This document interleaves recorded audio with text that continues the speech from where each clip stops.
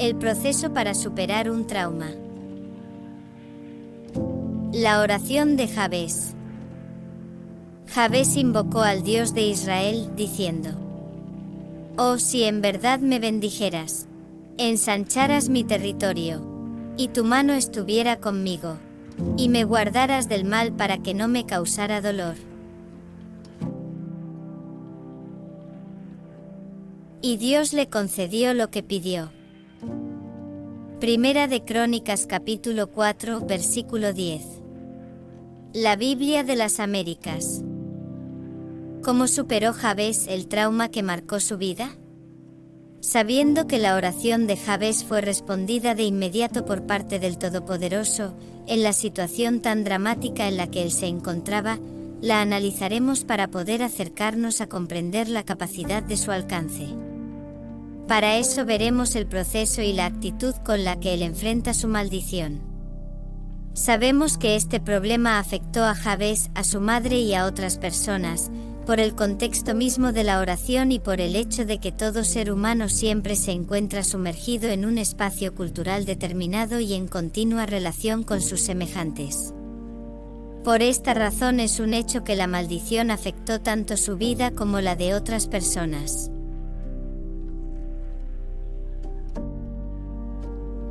Primer punto. El enfoque correcto del problema de Jabes. El elemento fundamental de su condición es el dolor. Jabes significa el que causa dolor. Indudablemente ese fue el sello de su vida, siendo también el mismo factor que llevó a su madre a culparlo a él, de haberla hecho sufrir. Es interesante observar que Jabes no empieza la oración mencionando su trauma. Por esa razón empezaremos a revisar la oración no desde el principio, sino desde el final. ¿Por qué? Porque allí es donde Jabes menciona su problema principal y la causa de su maldición. En la segunda parte de la última frase, Jabes nos dice: «para que no me causara dolor». Aquí plantea el efecto final de su condición, el dolor, y al principio de esta frase, nos revela el origen de su sufrimiento cuando le dice a Dios: «y me guardaras del mal para que no me causara dolor». Por tanto, el efecto es el dolor y la causa es el mal. Aquí Jabes no menciona a las personas como causantes de su dolor. No eran las personas con las que creció, ni eran sus enemigos, ni siquiera su madre que lo maldijo. La causa de su dolor, de su maldición, era el mal. Observamos también que él no dice el mal que me hacen otros, dice el mal en conjunto como fuerza activa. El diccionario Alfonso Lockhart nos dice que mal viene del hebreo ra, el cual señala en conjunto a todo aquello que es negativo y dañino. El concepto incluye la idea de pecado, pero va más allá en el énfasis, pues es todo lo que rompe, daña o destruye. El mal no existe en sí mismo. Por ejemplo, los huecos en una pared son reales, pero ellos solo existen como destrucción en la pared. Esos huecos no pueden estar separados de la pared. Al hacer Dios la creación, es verdad que todo lo que creó era bueno. Entre su creación Dios hizo seres con la libertad de elegir el bien. Dios permitió algo más que el bien para que ellos pudieran tener poder de escogencia y hacer una elección real. Así que Dios permitió a estos seres libres, tanto ángeles como humanos, que pudieran decidir entre el bien y la ausencia de el mal. Jabes tenía un conocimiento claro del origen del pecado y de la rebelión del hombre. Luego, al principio de la frase encontramos que la única protección que él sabe que puede contrarrestar ese mal es el Omnipotente. «Y me guardaras del mal para que no me causara dolor». Entonces tendríamos en esa última frase la declaración implícita de: «Solo tú, Dios, me puedes proteger del dolor que me causa el mal». Punto 2. La poderosa mano de Dios. Continuando hacia el inicio, seguimos con la frase, y tu mano estuviera conmigo. Él tenía claro que no podía lograr nada por sí mismo, con sus propios esfuerzos. Jabez sabía que la mano de Dios con él era la única protección real contra el mal en todas sus expresiones. La mano de Dios es una expresión que nos dirige a su poder soberano en la creación y de todas sus acciones protectoras para con su pueblo. La vemos operando amorosamente en el plan del Padre para la redención del ser humano. La mano de Dios es la representación de su autoridad absoluta.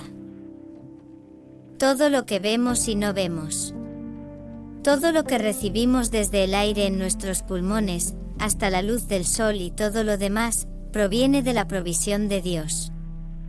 Es decir, la mano de Dios. Esa es nuestra única protección, por eso nos dice a través del profeta: porque yo Jehová soy tu Dios, quien te sostiene de tu mano derecha y te dice, no temas, yo te ayudo. Isaías capítulo 41, versículo 13. Reina Valera 1960. Punto 3. La pequeñez y la estrechez de su vida. En la segunda frase nos dice Jabez: si ensancharas mi territorio.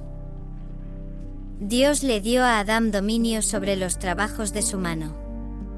Dios lo hizo su rey para que gobernara sobre todo lo que tuviera vida. El hombre vivía en el reino de Dios y gozaba del privilegio de la compañía de Dios. Génesis capítulo 1 versículo 26. Pero por su rebelión pierde su poder y es expulsado del paraíso. Y se convirtió en esclavo de Satanás, del rey del mal, pero la humanidad nunca fue hecha para ser esclava. Dios la creó con el propósito de reinar. Por eso es intrínseco al ser humano el expandirse en su espacio. El crecer en el espacio y obtener dominio de los territorios es parte de su naturaleza. La ciencia ha probado que las personas que son mantenidas en espacios estrechos y pequeños pueden experimentar una serie de síntomas como la dificultad para respirar, el miedo a asfixiarse o a no poder moverse, sudoración, mareos, taquicardia, sensación de desmayo y miedo a morir. Y una serie de conductas más que le destrozan sus vidas. Peor aún si una criatura nace sin capacidad de alcance de movimiento y es mantenida en espacios restringidos. Aquí Jabez expresa cómo la maldición limitó su vida en todo sentido. Sus alcances, su campo de acción, su dominio, sus territorios. La maldición lo condenó a la pequeñez. Jabez sabía que nuestro Dios daba dominio y expansión a su pueblo. Lo vemos claro cuando le dice a Abraham: y te daré a ti y a tu descendencia después de ti, la tierra de tus peregrinaciones, toda la tierra de Canaán como posesión perpetua, y yo seré su Dios. Génesis capítulo 17, versículo 8. Oh, si en verdad me bendijeras. Llegados a este punto, nos damos cuenta de que toda la oración se resume en la bendición de Dios. Al ser este el inicio, será la parte en donde ahondaremos más. Descubriremos el significado profundo de esa petición y veremos que los anhelos de Jabez fueron colmados completamente y superados con creces varios siglos después en el futuro con la llegada de nuestro Redentor y Salvador. El Señor Jesucristo de Nazaret, siendo Él la solución completa no solo a la maldición de uno, sino de todos los que le reciben. Esto lo veremos en la tercera y última parte de esta serie, el bebé que nació con una maldición.